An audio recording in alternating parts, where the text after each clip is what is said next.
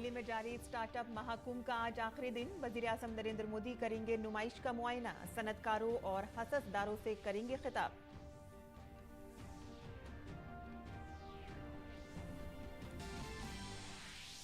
लोकसभा इंतखाबात के पहले मरहले के इंतखाब के लिए नोटिफिकेशन जारी। आज से दाखिल किए जाएंगे पर्चा नामजदगी।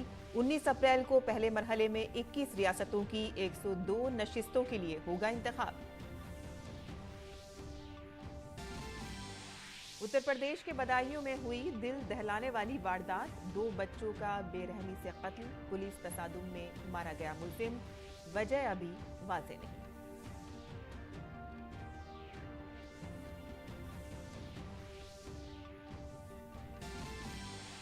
मगरबी बंगाल में कूच बिहार जिले के दिनहटा में मरकजी वजीर निशित प्रमाणिक के काफिले पर हमला। ममता हुकूमत में वजीर उदयन गुहा पर इल्जाम।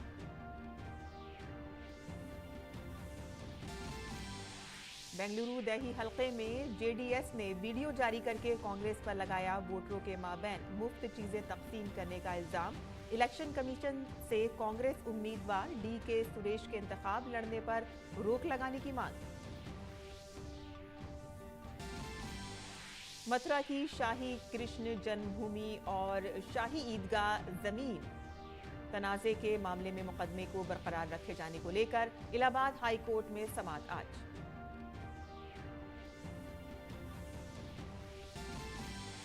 रास्त टैक्स वसूली में तकरीबन 20% का इजाफा। 17 मार्च तक तकरीबन 18,90,000 करोड़ रुपए की वसूली। रवा माली साल में 19.45 लाख करोड़ रुपए का हदफ पार करने का अंदाजा। और स्विस ओपन बैडमिंटन टूर्नामेंट में पीवी सिंधु आज करेंगे अपनी मुहिम का आगाज। पहले दौर में थाईलैंड की पी चोई वांग से मुकाबला।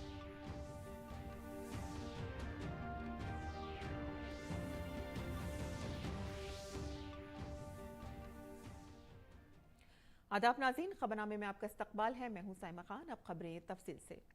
नई दिल्ली में भारत मंडपम में जारी स्टार्टअप महाकुंभ आज इख्तिताम पसीर होगा। वज़ीर-ए-आज़म नरेंद्र मोदी आज स्टार्टअप महाकुंभ में सनतकारों और तमाम स्टेक होल्डर्स से खिताब करेंगे। वज़ीर-ए-आज़म ने कहा कि स्टार्टअप की दुनिया में भारत की तरक्की पिछले कुछ सालों में बेमिसाल रही है। ट्विटर पर एक पोस्ट में पीएम मोदी ने कहा कि स्टार्टअप महाकुंभ एक ऐसा प्लेटफॉर्म है जो स्टार्टअप इख्तराकारों और उभरते हुए कारोबारियों की दुनिया के स्टेक होल्डर्स को एक प्लेटफॉर्म पर इकट्ठा करता है। भारत में स्टार्टअप की कारकर्दगी गैर मामूली है। पीएम मोदी स्टार्टअप महाकुंभ में नुमाइश का भी दौरा करेंगे। स्टार्टअप महाकुंभ भारत का सबसे बड़ा और अपनी नौयत का पहला स्टार्टअप इवेंट है जो हिंदुस्तानी स्टार्टअप माहौलियाती निज़ाम में तमाम स्टेक होल्डर्स के लिए एक मुतहर्रिक प्लेटफॉर्म के तौर पर काम करता है। तमाम रियासतों के 30,000 से ज्यादा मंदोबीन, 3,000 मुतवक्किल कारोबारी अफराद और 50,000 कारोबारी विजिटर्स ने भी इसमें शिरकत की।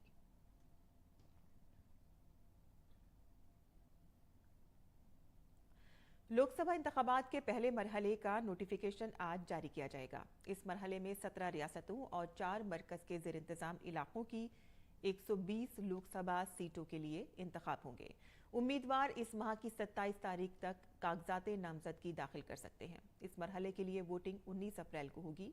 लोकसभा इंतखाबात पूरे मुल्क में 7 मरहलों में कराए जाएंगे और वोटों की गिनती 4 जून को होगी। पहले मरहले में कई रियासतों और मरकज के ज़ेर इंतजाम इलाकों में वोट डाले जाएंगे, जिनमें तमिलनाडु की 39, राजस्थान की 12, उत्तर प्रदेश की 8, मध्य प्रदेश की 6, उत्तराखंड, आसाम और महाराष्ट्र की 5, बिहार की 4, 3 नशिस्तें शामिल हैं।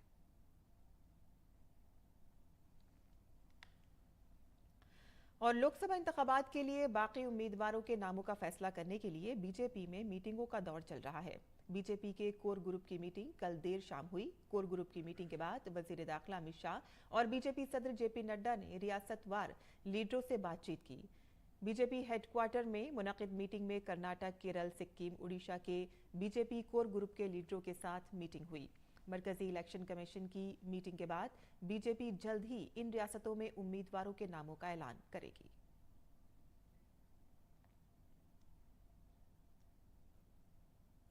मध्य प्रदेश की 29 सीटों पर खवातीन वोटर्स का फैसला कुन किरदार है और यही वजह है कि रियासत की बड़ी सियासी जमातें बीजेपी और कांग्रेस खवातीन को अपनी तरफ राग़िब करने की कोशिश कर रही हैं। मध्य प्रदेश की लोकसभा सीटों के इंतखाबात में खवातीन के अहम मसाइल हैं। आइए देखते हैं हमारे नुमाइंदे की ये रिपोर्ट। यकुम जनवरी 2024 के अदाद-ओ-शुमार के मुताबिक मध्य प्रदेश में कुल वोटरों की तादाद 5,64,15,310 है। इनमें से 2,73,87,122 यानी कि तकरीबन 49% खवातीन वोटर्स हैं। दोनों बड़ी सियासी जमातें इन खवातीन वोटर्स को अपनी तरफ राग़िब करने की कोशिश कर रही हैं। हम एक सरल और सुदृढ़ सरकार चाहते हैं जो कि सभी के हित में विकास करे, खास तौर से महिलाओं के। नई सरकार से यही चाहेंगे कि महिलाओं के हित में कार्य हो और महिलाओं को अपने कार्य के लिए यानी आत्मनिर्भर बने और उनके लिए रोजगार के नए नए अवसर प्रदान किए जाएं। आगे यही चाहते हैं कि जिस तरह से शासकीय कर्मचारियों को उनका मानदेय उनका बढ़ाया जाता है, उसी तरह से आंगनवाड़ी कार्यकर्ता और आशा कार्यकर्ताओं को एक तो नियमित कर दिया जाए। जहां इस वक्त रियासत की 29 में से 28 सीटों पर काबिज बीजेपी मोदी हुकूमत के कामों के साथ रियासत की डबल इंजन हुकूमत के कामों को भी अवाम के सामने रख रही है, तो वहीं कांग्रेस का कहना है कि गुज़िश्ता 10 सालों में मोदी हुकूमत ने खवातीन के लिए कुछ नहीं किया। आदरणीय प्रधानमंत्री जी पहली बार जब 15 अगस्त पर भाषण देते हैं तो महिलाओं की चिंता करते हुए स्वच्छ भारत अभियान की शुरुआत होती है ताकि महिलाओं को इज्जत कर टॉयलेट्स उपलब्ध कराए जा सके। वो माताएं बहनें जिनका धुएं से स्वास्थ्य बिगड़ रहा था उनको उज्ज्वला सिलेंडर का लाभ मिलता है। बहनें जिनसे कभी मालिकाना हक नहीं मिलता था, आज अधिकतर बहनों को मालिकाना अधिकार प्रधानमंत्री आवास में मिला है। अंतिम छोर में जो हमारी आदिवासी बहन बैठी है, आज वो स्व सहायता समूह से जुड़ रही है, ड्रोन दीदी बन रही है और किसानी के क्षेत्र में भी अच्छा काम कर रही है। ये स्पष्ट दिखाता है कि चौतरफा विकास, महिला सशक्तिकरण और महिला की सुरक्षा भारतीय जनता पार्टी की प्राथमिकता है। इसीलिए सभी महिलाएं हर बार कहती हैं, मैं हूं मोदी का परिवार। गरीब परिवार की एक महिला को 1 लाख रुपए प्रति वर्ष मिलेगा, ये कांग्रेस पार्टी की गारंटी है। आधी आबादी पूरा हक, बातें तो सब करते हैं पर सिर्फ कांग्रेस पार्टी इस बात की गारंटी देगी, हम महिलाओं को, आपको केंद्र की नई भर्तियों में 50% महिला आरक्षण होगा। पहली बार सावित्रीबाई फुले छात्रावास, 2 गुना कामकाजी महिला हॉस्पिटल हर जिले में होंगे।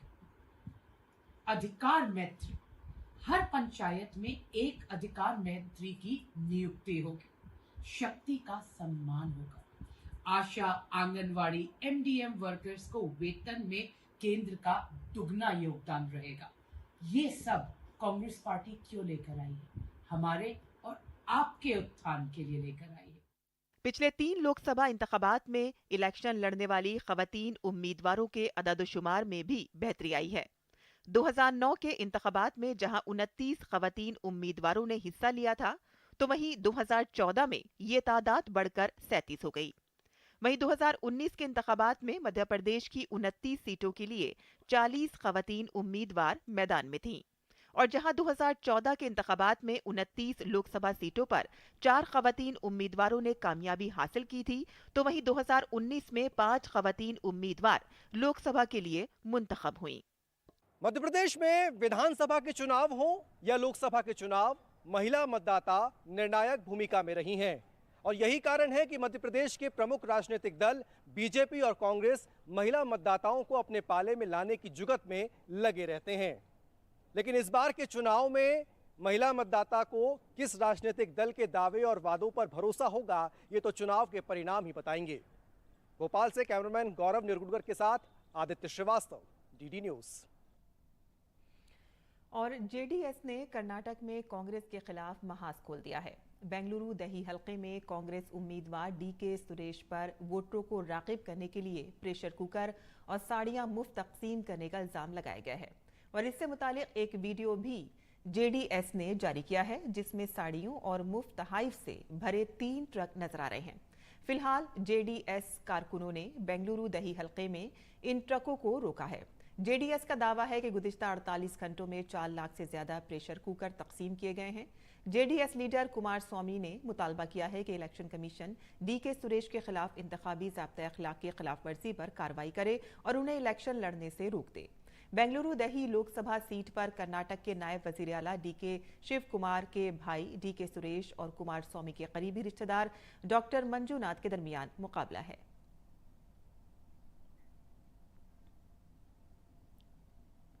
उत्तर प्रदेश के बदायूं जिले में मंगल की शाम एक बड़ा वाकया पेश आया। यहां 2 बेगुनाह बच्चों को बेदर्दी से कत्ल कर दिया गया। मालूमात के मुताबिक शहर के सिविल लाइन स्थित थाना हल्के की बाबा कॉलोनी में कल देर शाम दुकानदार ने घर में घुसकर 3 भाइयों आयुष, युवराज और हनी पर कुल्हाड़ी से हमला कर दिया, जिसमें 12 साल आयुष और 8 साल हनी मारा गया, जबकि युवराज को शदीद जख्मी हालत में जिला अस्पताल में दाखिल कराया गया है, जहां उसका इलाज चल रहा है। बच्चों के कत्ल के वाक़े के बाद इलाके में कशीदगी फैल गई है और हुजूम ने हंगामा किया।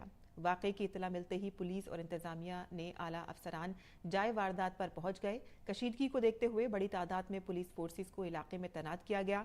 पुलिस ने फौरी कार्रवाई करते हुए कत्ल के मुलजिम को तसादुम के दौरान हलाक कर दिया। 2 बच्चे थे जिनकी जो है हत्या की गई। 2 बच्चों जो थे जिनकी उम्र 12 साल, 8 साल है। 2 छत पर खेल रहे थे। वो अपराधी व्यक्ति आया, नीचे रुका, उसने सीधे छत चला गया, जाकर बच्चों की निस्संदेह हत्या कर दी। बाद में अपराधी जो था उसने पुलिस पर फायर करने का प्रयास किया, फायर किया, पुलिस ने अपने बचाव में फायर किया। इस एक्सचेंज ऑफ फायर में उसकी जो है अपराधी की जो मौके मौत हो गई और उसको जो है पुलिस आगे पर कार्रवाई कर रही है। और इसकी डिटेल लिया जा रहा है कि ये व्यक्ति कौन था, क्या करता था, ऐसा क्यों किया। अभी तत्काल मुठभेड़ हुई है, इससे बहुत सारी जानकारी इस बारे में जुटाई जा रही है। सूचना मिली कि यहाँ बाबा कॉलोनी जो सेंट्रल पुलिस चौकी के पास स्थान है, उसमें एक युवक ने एक घर में मुस्लिम उसके पड़ोस का ये घर है, 2 बच्चों की हत्या कर दी। तो उसको लेकर कुछ लोग आक्रोशित हो गए हैं, उनको भगाया हो जाएगा। बॉडीज को पोस्टमार्टम के लिए लोगों ने भिजवाया है और उनको आश्वस्त किया गया है जो न्यायपूर्ण कार्रवाई है, कानूनी कार्रवाई लोग समझ। और लगभग 11 साल और 6 साल उनको बताई जा रही है। अभी कोई कारण स्पष्ट रूप से सामने नहीं आ रहा, ये आगे जाँच का विषय है। और मगरबी बंगाल के कूचबिहार जिले के दिनहटा में मरकजी वजीर ममलिकत बराए दाखिला निश्चित प्रमाणिक के काफिले पर हमले की खबर है। ये वाक़या ममता हुकूमत में रियासती वजीर उदयन गुहा की रैली के दौरान पेश आया। मरकजी वजीर ममलिकत बराए दाखिला निश्चित प्रमाणिक ने दावा किया है कि जब उनका काफिला इलाके से निकल रहा था तो टीएमसी की रैली की जगह से उन पर पथराव किया गया, जिसके बाद दोनों सियासी जमातों के कारकुनों के दरमियान तनाज़ा शुरू हो गया। निश्चित प्रमाणिक ने इल्जाम लगाया है कि तृणमूल लीडर उदयन गुहा ने अपने कारकुनों को बीजेपी कारकुनों पर हमले के लिए उकसाया। वहीं गुहा ने इन इल्जामात को बेबुनियाद करार दिया है। टीएमसी ने इस पूरे वाक़े पर आज दिनहटा में 24 घंटे के बंद की अपील की है। काबिल जिक्र है कि मरकजी वजीर ममलिकत बराए दाखिला निश्चित प्रमाणिक एक रैली में शिरकत के लिए वहां पहुंचे थे।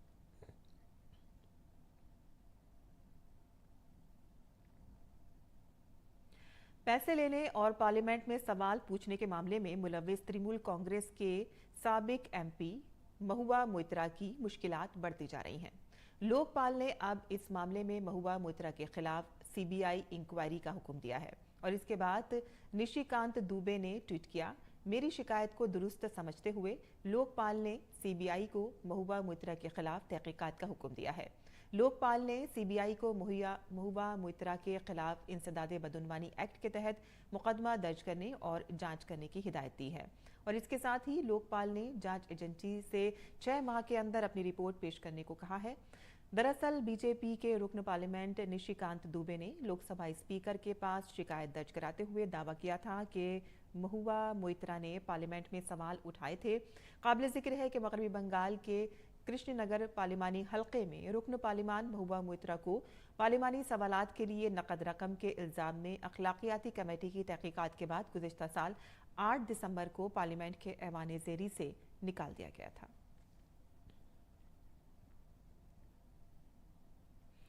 और एनआईए ने मार्च 2023 में मगरबी बंगाल में रामनवमी की तकरीबात के दौरान फ़िरका वाराना तशद्दुद से मुतालिक साजिश में मज़ीद 11 मुल्जिमान को गिरफ्तार किया है। ये गिरफ्तारियां 1 माह से भी कम वक्त में हुई हैं, जब एनआईए ने 6 मामलात में 16 लोगों को गिरफ्तार किया था। जिन्हें 27 अप्रैल 2023 को NIA को मुंतकिल कर दिया गया था। ये 11 मुल्जिमीन 30 मार्च 2023 को शेखपुरा में रामनवमी जुलूस के दौरान एक मखसूस कम्युनिटी के अफराद पर हमलों की मंसूबाबंदी और उनको अंजाम देने में मुलविस थे। तहकीकात के दौरान NIA ने मुख्तलिफ मकामात से जब्त किए गए वीडियो फुटेज से मुल्जिमीन की शिनाख्त की है। तहकीकात में कई अहम इंकशाफात भी हुए हैं, जिसके नतीजे में ये गिरफ्तारियां हुई हैं और साथ ही 26 फरवरी 2024 को 16 अफराद की गिरफ्तारी अमल में आई। काबिल जिक्र है कि हमले के बाद फूटने वाले फिरका वराना तशद्दुद के पेश नज़र रियासती पुलिस ने इब्तदाई तौर पर 36 अफराद के खिलाफ मुकदमा दर्ज किया था। कोलकाता हाई कोर्ट ने 27 अप्रैल 2023 को रामनवमी की तकरीबात के दौरान हुए फिरका वराना तशद्दुद से मुतालिक तमाम मामलात को NIA को मुंतकिल करने का हुक्म दिया था। इस मामले में NIA की तहकीकात जारी है।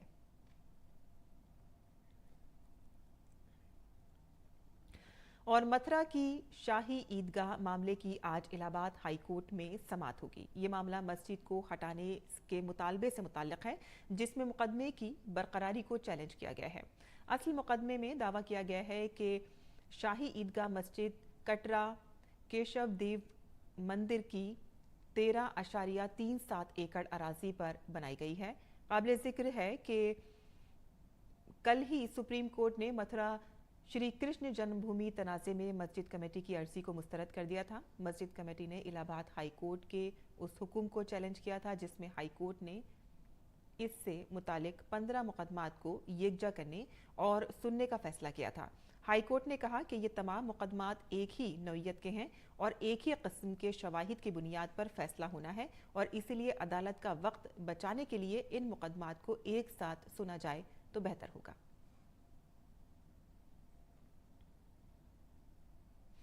रवा माली साल में 17 मार्च तक बराह रास्त टैक्स वसूली में 19.88% का इजाफा हुआ है। ये बढ़कर 18.90 लाख करोड़ रुपए से ज्यादा हो गया है। Central board of direct tax income tax महकमे ने एक बयान में कहा है कि 17 मार्च तक कुल बराह रास्त टैक्स की वसूली 18,90,259 करोड़ रुपए की थी। कॉरपोरेट टैक्स की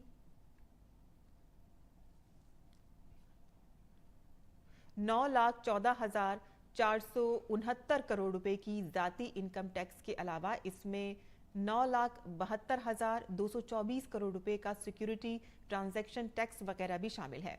रवा माली साल में 17 मार्च तक तकरीबन 3.37 लाख करोड़ रुपए की वापसी भी जारी की गई है।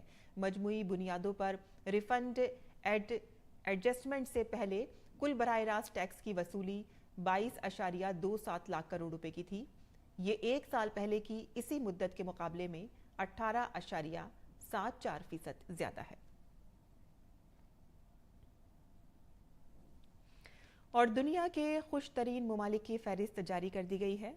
फिनलैंड एक बार फिर से वर्ल्ड हैप्पीनेस रिपोर्ट में पहले नंबर पर दर्ज किया गया है। अक़वाम मुत्तहिदा की रिपोर्ट के मुताबिक फिनलैंड मुसलसल 7वें साल दुनिया का खुश तरीन मुल्क है। दर हकीकत फिनलैंड को मुसलसल 7वें साल दुनिया का खुश तरीन मुल्क करार दिया गया है, जबकि फिनलैंड के बाद डेनमार्क और आइसलैंड हैं। काबिल जिक्र है कि मुल्क की खुशी का तयन करने के लिए समाजी हालात, ज़राए आमदनी, सेहत, आज़ादी, सकाफत और अदम बदउनवानी की पैमाइश की जाती है। रिपोर्ट के मुताबिक नॉर्वे, स्वीडन, जर्मनी, फ्रांस, बरतानिया और स्पेन वो ममालिक हैं जहां बुजुर्ग अफराद अब नौजवानों के मुकाबले में नुमाया तौर पर खुश हैं, जबकि पुर्तगाल और यूनान में इसके बरअक्स देखने को मिलता है। नीज शुमाली अमेरिका में 15 से 24 साल के नौजवानों की खुशी में भी तेज़ी से कमी आई है, जबकि सबसे ज़्यादा इजाफा वस्ती और मशरक़ी यूरोप में देखा गया है। रिपोर्ट में मशरक़ी वस्ता और शुमाली अफ्रीका में खुशियों में कमी आई है। ये कमी बूढ़े और जवानों के मुकाबले दरमियानी उम्र के लोगों में ज़्यादा रही है। सर्वे में जंगज़दा अफगानिस्तान और लबनान दो सबसे ज़्यादा नाखुश मुल्क रहे हैं। काबिल ज़िक्र है कि पायदार तरक्की की सॉल्यूशन नेटवर्क की पहली वर्ल्ड हैप्पीनेस रिपोर्ट 2012 में शाया हुई थी।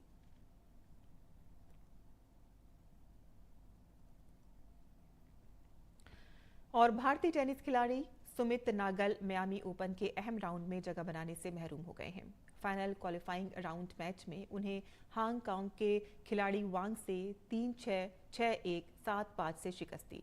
भारतीय टेनिस खिलाड़ी सुमित नागल ने मियामी ओपन में अपने डेब्यू मैच में कनाडा के गैब्रियल डयालो को सीधे सेटों में शिकस्त देकर शानदार आगाज किया। गुज़िश्ता माह चेन्नई ओपन जीतने के बाद उन्होंने दुनिया के टॉप 100 खिलाड़ियों में जगह बनाई थी।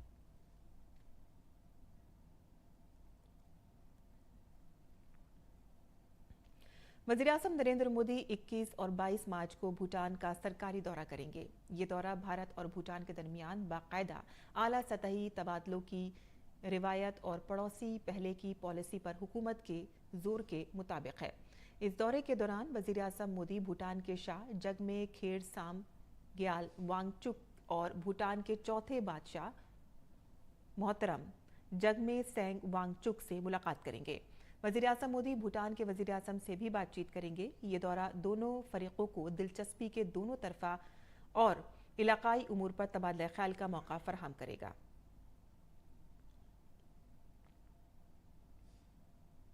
इराक के शहर दोहक में शदीद बारिश हुई है। बारिश की वजह से अचानक सैलाब आ गया, जिससे 2 अफराद की मौत हो गई। सैलाबी पानी जो है वो शहर में के भरने से पूरी तरह से फैल गया है।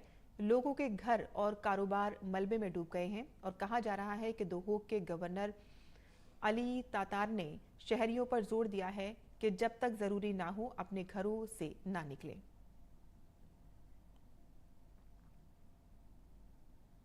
क्यूबा के शहर सैंटियागो समेत जजीरे के कम से कम 5 मकामात पर क्रैकडाउन, घंटों तवील ब्लैकआउट और खुराक की किल्लत के खिलाफ एहतजाजी रैलियां निकाली गईं।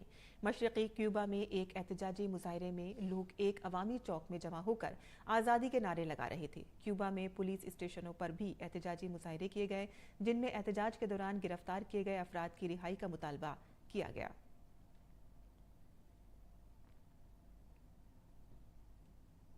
अमेरिका की 5 रियासतों में सदारती नामजदगी के लिए मुकाबले हुए। डोनाल्ड ट्रंप फ्लोरिडा में रिपब्लिकन सदारती प्राइमरी जीत गए हैं। डोनाल्ड ट्रंप की जीत उस वक्त हुई है कि जब उन्होंने ओहायो और इलिनॉय में रिपब्लिकन प्राइमरीज भी जीत ली हैं। इस दौरान सदर जो बाइडेन ने ओहायो की डेमोक्रेटिक प्राइमरी भी जीत ली है। डोनाल्ड ट्रंप और जो बाइडेन के मंगल को एरिजोना और कैंसास में प्राइमरी जीतने की भी तवक्को है। इजराइल और हमास के दरमियान जंग जारी है। दरियासना इजरायली वज़ीर-ए-आज़म बेंजामिन नेतन्याहू ने एक बार फिर से वाज़ेह किया है कि इजराइल की दिफाई अफवाज रफा में ज़मीनी कार्रवाई को आगे बढ़ाएगी। नेतन्याहू ने खारजा और दिफाई कमेटी को बताया है कि हमें रफा में दाखिले के हवाले से अमेरिका से अदम इत्तेफाक राय है।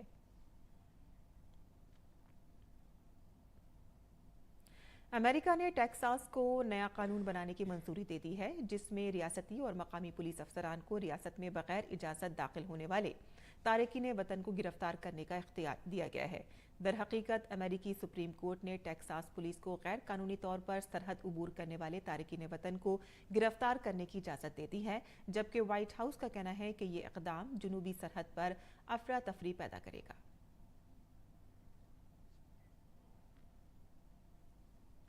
और कम फासले तक मार करने वाले बैलिस्टिक मिसाइल का तजुर्बा करने के बाद शुमाली कोरिया ने किम जोंग उन की निगरानी में जोहरी सलाहियत के हामिल super large multiple rocket launcher से रॉकेट फायर किए हैं। शुमाली कोरिया ने यह तजुर्बा जनूबी कोरिया और अमेरिका की मुश्तरका फौजी मशकों की तकमील के चंद दिनों के अंदर किए हैं। शुमाली कोरिया दोनों ममालिक की मशकों को अपने ऊपर हमले की रिहर्सल समझता है। शुमाली कोरिया की जानिब से 2022 में यूक्रेन पर रूस के हमले की हिमायत के बाद जजीरा नुमा कोरिया में कशीदगी बढ़ गई है। किम ने मिसाइल और दीगर हथियारों के तजुर्बात में इजाफा किया है।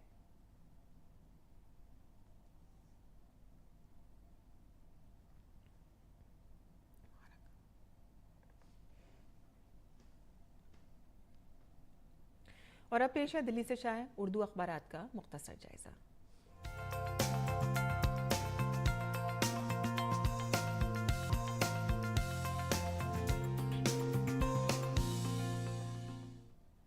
तो दिल्ली से चाहे उर्दू के अखबारात पर नजर डालते हैं, जिसकी अहम सुर्खियां कुछ इस तरह से हैं।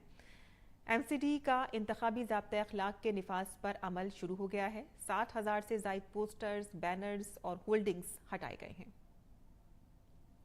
आगे बढ़ते हैं, जहां पटना, हाजीपुर समेत कई अजला में बारिश देखी गई है। 26 में और येलो अलर्ट यहां पर जारी किया गया है और रियासत के कई हिस्सों में शदीद बारिश का इंतबाह भी जारी किया गया है। डॉक्टर शम्स इकबाल ने कौमी कौंसिल बराए फ़रोग़ उर्दू ज़बान के डायरेक्टर का चार्ज संभाल लिया है और यहाँ पर खबर शाया हुई है जहां हमने मुशावरत के बगैर इजराइल रफ़ा में ऑपरेशन शुरू नहीं करेगा। अमेरिका ने वाज़ेह तौर पर यह बात कही है कि जब तक इजराइल हमसे कोई मुशावरत नहीं करता है रफ़ा में उसे कोई भी कार्रवाई नहीं करनी चाहिए और वाज़ेह रहे कि नेतन्याहू कह चुके हैं कि वो लगातार अपनी कार्रवाई जो है वो जारी रखेंगे। आगे बढ़ते हैं जहां यूरोपीय यूनियन ने वाज़ेह अल्फाज में कहा है कि गज़ा जो है वो दुनिया का सबसे बड़ा कब्रिस्तान बन गया है जहां कई लोगों की हलाकतें देखने को मिल रही हैं। तो ये थी अखबारात की सुर्खियां और आगे बढ़ते हैं और अब जान लेते हैं खेल की खबरें। भारतीय बैडमिंटन खिलाड़ी पीवी सिंधु आज स्विस ओपन के अपने पहले राउंड मैच में थाईलैंड की पी चोए की वोंग से मुकाबला करेंगी। पीवी सिंधु स्विस ओपन में शानदार कारकर्दगी का मुजाहरा करके खुद को फॉर्म में वापस लाने की कोशिश करेंगी। काबिल जिक्र है कि सिंधु को ऑल इंग्लैंड ओपन में दुनिया की नंबर 1 कोरिया की एनसी यंग से शिकस्त का सामना करना पड़ा था, तो वहीं ऑल इंग्लैंड ओपन से पहले उन्हें फ्रेंच ओपन के क्वार्टर फाइनल से बाहर होना पड़ा था। और अब पेश है मुल्क भर के मौसम का हाल।